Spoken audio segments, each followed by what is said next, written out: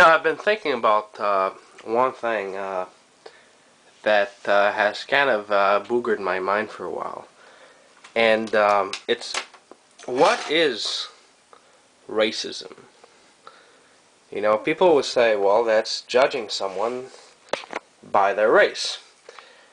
And I think there is really one way to explain it that is going to make quite a lot of sense. So let's see if I can get something done here.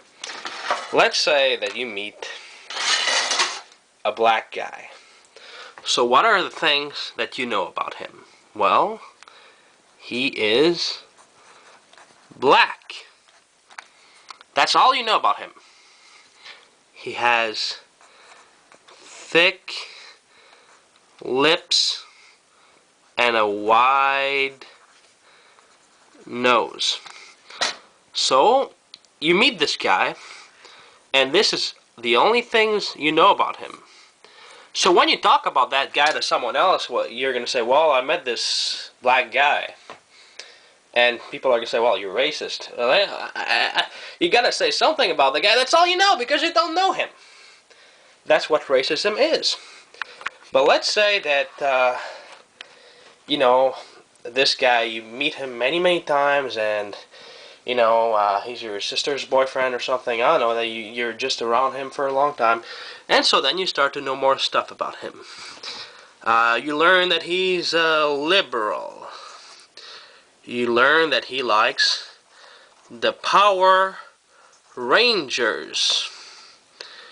You learn that he's bisexual.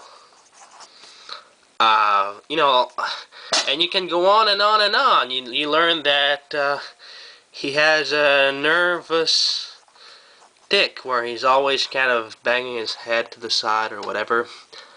And, just the more you go on, the more you're around him, the more you've got stuff that can add up.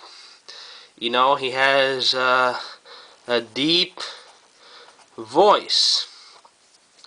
And he likes horror movies.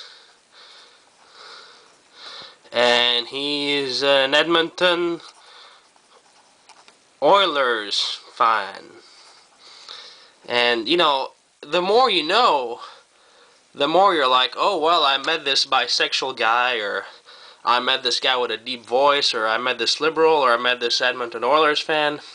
So the more you know about the guy, the less likely you are to put his race or his religion, say he's a Mormon or whatever, as the only thing that you got to describe him, And the longer the list is, the more random it is which one of these things in your mind is going to be the most important. I mean, obviously the more racist predispositions you have, the more race is going to be, at the top. But, it's all relative. You can have some things that are going to be more important, some things less important, whatever. But the more you know, the less likely you are to be prejudiced about this guy. And that's why, I think when you have a politician like Obama, maybe at first he might be disadvantaged because he's half black, but after people see him on TV so often that they think that, that the TV's broken if he's not on it, then perhaps, at this point race doesn't matter as much as it might have before, because they know so much about him that, it doesn't really matter anymore because they got a long list of things. So I think that's really the only way to defeat racism is to get to know people. Because the more you know about people, the more stuff you've got to evaluate that guy. I mean, maybe you hate blacks, but you like Oilers fans, and you like the Power Rangers, and you got a lot of stuff in common, so relatively, I mean, not everybody is racist. It's not like some people are racist, some people are not racist.